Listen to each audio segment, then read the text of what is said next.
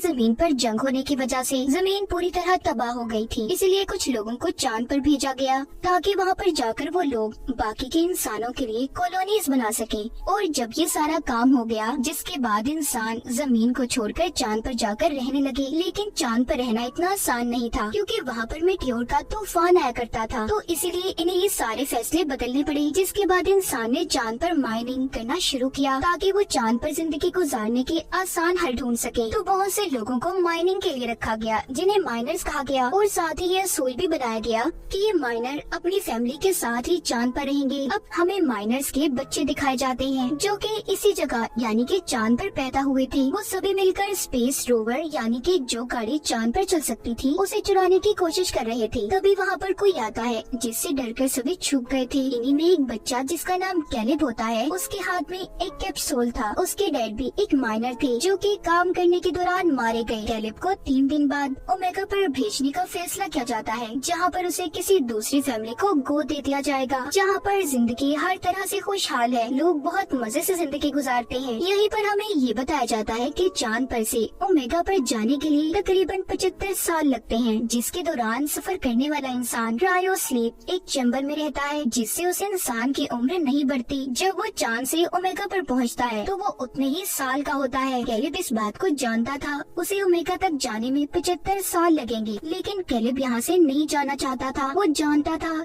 कि फिर वो कभी अपने दोस्तों से नहीं मिल पाएगा। उसे एक लेडी बताती है कि अगले दिन मीटियोर का तूफान शुरू होने वाला है, जिसके बाद तुम्हें ओमेगा के लिए रवाना होना होगा। कैलिब को अपने डैड की बहुत याद आ रही थी। वो याद करता है कि कैसे वो बहुत ऊंचाई पर जाकर यहाँ के बेस में अपने डैड के साथ जाकर बैठा करता था। उसे याद आता है कि उसके डैड ने उसे बताया था कि चांद के उस पार कोई खतरनाक चीज आकर टकराई, जिससे वहाँ पर एक क्रेटर, एक गड्ढा बन गया। तुम एक बार उस जगह जाकर लाजमी देखना। मगर चांद के उस पार किसी भी इंसान को जाना मना था, और जिस कैप्सूल को हमने कैलिब के हाथ में देखा वो एक गार्ड ने उसे दिया था, जो उसे उसके डैड की राख में से मिला था। तभी जब कैलिब बैठा ये सब सोच रहा था तो उसके पास उसके 3 दोस्त आते हैं, जो उसके जाने की वजह से बहुत दुखी थे। इनमें से एक दोस्त जिसका नाम डेलन होता है, वो कैलिब के डैड की आखिरी ख्वाहिश को जानता था, जो क्रेटर के पास जाने की थी। डेलन कहता है क्यों ना तुम्हारे जाने से पहले हम उस क्रेटर को देख कर आए, इस तरह तुम्हारे डैड की आखिरी ख्वाहिश भी पूरी हो जाएगी। लेकिन ये सब कुछ इतना आसान नहीं था। इन्हें वहाँ पर जाने के लिए जिन जिन चीजों की जरूरत होती है, ये उन चीजों को इकट्ठा करते हैं। अब इन्हें यहाँ से बाहर जाने के लिए कोड की जरूरत थी। डेलन बताता है कि यहाँ पर एक लड़की है जिसका नाम एडिसन है।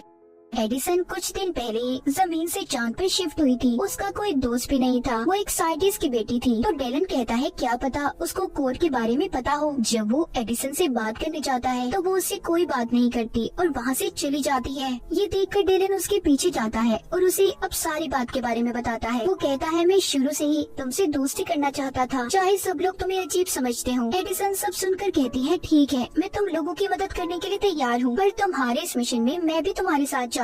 डेलन उसकी बात सुनकर उसे अपने साथ ले जाने के लिए तैयार हो जाता है। सभी बच्चे रोवर स्पेस के पास पहुंच गए हैं। वो सभी उसे चुरा रहे थे। कैलिब उसके अलार्म की तार को पहले ही खींच देता है ताकि उसका अलार्म ना बज पाए। फिर वो एडिसन का बताया हुआ कोड डालता है, जिससे कि दरवाजा खुल गया था। ये सभी अब जाने के लिए तैयार थे। रोवर को चलाने की जिम्मेदारी डेलन पर थी, क्योंकि इन सब में से वो ही ड्राइविंग जानता था। ये सब वहाँ से निकल जाते हैं। इन्होंने पहली बार चांद की सतह को देखा था। सभी बहुत खुश थे, मगर इन लोगों को मेटियोर के तूफान के आने से पहले वापस आना था, क्योंकि जब मेटियोर की बारिश होती है तो बेस में लॉकडाउन कर दिया जाता था। सफर के दौरान सभी अपने बारे में बताने लगते हैं। कैलिब बताता है कि मेरे डैड ने मुझे बताया था कि कैसे लोगों को चांद पर भेजा गया और फिर उनसे माइनिंग करवाई गई, मगर चांद पर रहकर माइनिंग करने के काम को कोई भी इंसान लगातार नहीं कर पाता। जैसे कि अगर वो इंसान काम के दौरान मर जाए तो उसके बेटे या फिर उसके फैमिली के किसी भी इंसान को उस काम को पूरा करना होगा। बस इसके लिए शर्त ये होती है कि उस इंसान के बेटे की उम्र 18 साल होनी चाहिए। अगर वो इससे कम उम्र का होगा तो ऐसे ही उसे किसी दूसरी फैमिली को गोद दे दिया जाएगा जो ओमेगा प्लेनेट पर रहते होंगे। जिन्होंने चांद पर भेजा था वो तो हंसी खुशी अपनी जिंदगी ओमेगा पर जाकर गुजारने लगे। एडिसन कहती है तो क्या हुआ, एक माइनिंग करने का ही तो काम दिया गया था जो सिर्फ 20 साल तक करना है। एडिसन एक साइंटिस्ट की बेटी थी तो उसे असल बात के बारे में नहीं पता था। यहाँ पर डेलन उसे सारी बात समझाता है कि अगर माइनिंग करता हुआ इंसान मर जाए तो उसके बेटे को बाकी के साल पूरे करने होते हैं। ये सुनकर एडिसन थोड़ा हैरान थी। अब आगे का रास्ता इन्हें पैदल चलकर तय करना था। सभी अपने अपने स्पेस सूट पहन लेते हैं। एडिसन का सूट इन सब में थोड़ा अलग था और अच्छा भी। खैर ये बाहर आते हैं जहाँ पर ग्रेविटेशनल फोर्स न होने की वजह से सभी बहुत ऊंची छलांगे लगा रहे थे। सभी यहाँ पर खेलने लगते हैं। एडिसन की नजर जब जमीन प्लेनेट पर पड़ती है तो थोड़ा उदास हो जाती है और जमीन पर अपने गुजरे पलों को याद करने लगी थी। जब एडिसन वापस आती है तो देखती है कैलेब, डेलन सभी एक ऑक्सीजन गैस के कंटेनर की मदद से स्पेस में ऊंचाई तक जा रहे थे।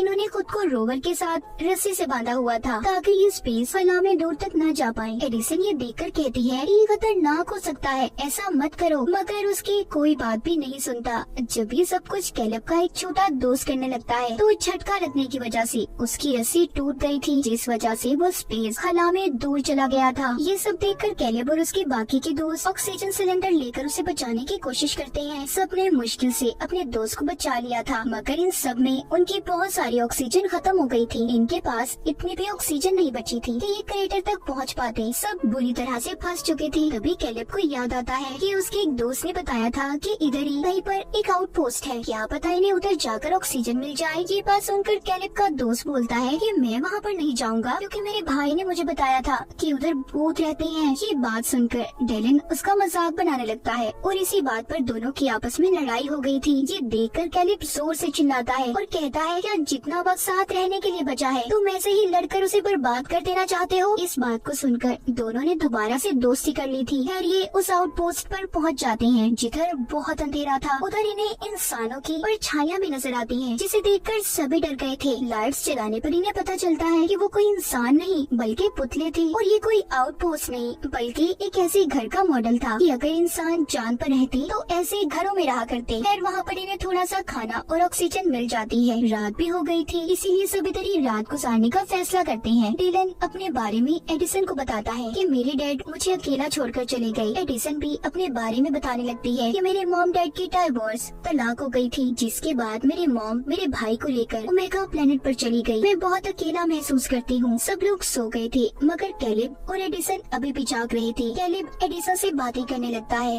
वो कहता है कि मेरे डैड की मौत के बाद मुझे मेरे दोस्त डेलन ने सहारा दिया, वही मेरा सब कुछ है। मैं ओमेगा पर चला जाऊंगा, डेलन बिल्कुल अकेला रह जाएगा, तो इसलिए मेरे जाने के बाद हमेशा उसके साथ रहना। मुझसे वादा करो एडिसन। उसने भी कैलेब से वादा कर लिया था। जब सुबह होती है तो ये लोग दोबारा से अपना सफर शुरू करते हैं, मगर अब इनकी रोवर की बैटरी खत्म हो गई थी। इनके पास ऑक्सीजन की भी कमी थी, तो इन्होंने मेटियोर के तूफान से पहले क्रेटर तक पहुंचना था। ये सब परेशान हो जाते हैं, इसीलिए एडिसन ने सिक्योरिटी अलार्म को बजा दिया था ताकि मेटियोर की बारिश होने से पहले गार्ड्स आकर इन्हें बचा लें। ये सब अब जल्दी से क्रेटर उस गड्ढे तक पहुंच जाते हैं जो दिखने में बहुत बड़ा था। ये सीढ़ियाँ उतरकर एक अजीब सी जगह पर आ गई थी, जहाँ की दीवार पर एडिसन को एक बटन नजर आता है, जिसको जैसे ही वो दबाती है वहाँ की सारी जगह ऐसे बदल गई थी कि जैसे ही लोग जमीन पर हों। ये सब कुछ असल नहीं था, मगर फिर भी इन्हें सब पसंद आता है। कैलेब यहाँ पर जब एक पत्थर हटाकर देखता है तो उसके नीचे उसे अपने मॉम डैड की राख और उनकी तस्वीर मिलती है। कैलेब ने उस तस्वीर में अपनी मॉम को पहली बार देखा था। वो इस बात को समझ जाता है कि उसके डैड आखिर क्यों चाहते थे कि वो यहाँ पर आए। वो बहुत दुखी था। डेलन उसे कहता है कि अपनी जिंदगी के इस हसीन चांस को क्यों गवा रहे हो। यहाँ पर हर इंसान यही चाहता है कि वो माइनिंग के 20 साल पूरा करने के बाद ओमेगा पर जाएगा, और वो बहुत कम लोग होते हैं। तुम्हारे डैड ने भी तो इसीलिए अपनी जान दे दी। यहाँ पर उसे ये बात पता चलती है कि उसके डैड ने जानबूझकर अपनी जान ली थी ताकि कैलेब को ओमेगा पर भेज दिया जाए, वो एक अच्छी जिंदगी गुजार सके, जिसके बारे में कैलेब के अलावा सब जानते थे। डेलन कहता है कि अपने डैड के गिफ्ट को लेने से इनकार मत करो, उन्होंने अपनी जिंदगी देकर तुम्हें ये तोहफा दिया है। तभी इनकी बातों के दौरान एक दोस्त की तबीयत खराब हो जाती है। ये सभी अब जल्दी से उसे लेकर अपनी रोवर तक पहुंचने की कोशिश करते हैं, मगर तभी मेटियोर का तूफान शुरू हो गया था। सभी खुद को बचाने की कोशिश कर रहे थे। एडिसन भी खुद को बचाते हुए इनसे अलग हो जाती है। वो जब किसी को नजर नहीं आती तो कैलेब और डेलन उसे बचाने जाते हैं। एडिसन के हेलमेट में दरार आ गई थी, इसीलिए वो बेहोश हो जाती है। कैलेब और डेलन एडिसन को बचाकर वापस ले आते हैं, मगर इसी बीच डेलन भी गिर जाता है, लेकिन उसे कैलिब ने बचा लिया था। सभी रोवर के अंदर आ जाते हैं, जिसकी खिड़कियां भी मेटियोर के तूफान की वजह से टूट गई थी। इनके पास ऑक्सीजन भी कम थी, तो इसीलिए ये जिंदा अब नहीं रह सकते थे। सभी उसी रोवर में बैठकर अपनी मौत का इंतजार करने लगते हैं। सब समझ गए थे कि अब वो नहीं बच पाएंगे, मगर इन्हें इस बात की खुशी थी कि सभी साथ मरेंगे। जिसके बाद सभी बेहोश हो गए थे। इस हादसे के बाद हमें कहानी कुछ वक्त आगे की दिखाई जाती है। हमें कैलिब दिखाया जाता है जो ओमेगा पर पहुंच चुका है। मतलब उस हादसे को 75 साल हो चुके थे। कैलिब रायो स्लीप में था, मगर अब वो जाग जाता है। चांद पर से ओमेगा पर जाने के लिए तकरीबन 75 साल लगते हैं, जिसके दौरान सफर करने वाला इंसान रायो स्लीप एक चैम्बर में रहता है, जिससे उस इंसान की उम्र नहीं बढ़ती। जब वो चांद से ओमेगा पर पहुंचता है तो वो उतने ही साल का होता है। उसे अपने दोस्तों के बारे में जानना था। तभी एक नर्स आकर उसे एक ऑडियो डिवाइस देती है, जिसमें उसके दोस्तों के मैसेजेस रिकॉर्ड थे। उसे पता चलता है कि उस दिन इन सभी को बचा लिया गया था। उसके दोस्त अपनी आधी से ज्यादा जिंदगी गुजार चुके हैं। जैसे कि एक दोस्त ने अपनी बेसबॉल टीम शुरू की और दूसरा दोस्त एडमिनिस्ट्रेटर बन गया, तो बाकी वादे के मुताबिक एडिसन ने डेलन से शादी कर ली थी। अपने दोस्तों की जिंदगी के बारे में जानकर, उनकी बढ़ती उम्र की आवाज को सुनकर कैलिब बहुत खुश होता है, मगर अभी भी उसे इस बात का दुख था कि वो अपने दोस्तों के साथ अपनी जिंदगी नहीं गुजार सका। ओमेगा प्लेनेट पर एक फैमिली ने कैलिब को गोद ले लिया था। वो इस माहौल में घुल मिल जाता है। वो यहाँ पर एडिसन के भाई को भी ढूंढता है, जिसके बारे में एडिसन ने बताया था कि वो उसकी मॉम के साथ ओमेगा पर रहता है। कैलिब एडिसन के भाई को उसकी बहन के अच्छे कामों के बारे में बताता है, जिसने चांद पर माइनिंग जैसे असूलों के खिलाफ काम करके उन्हें खत्म करवा दिया था। और इसी के साथ इस फिल्म की कहानी भी यहीं पर खत्म हो जाती है।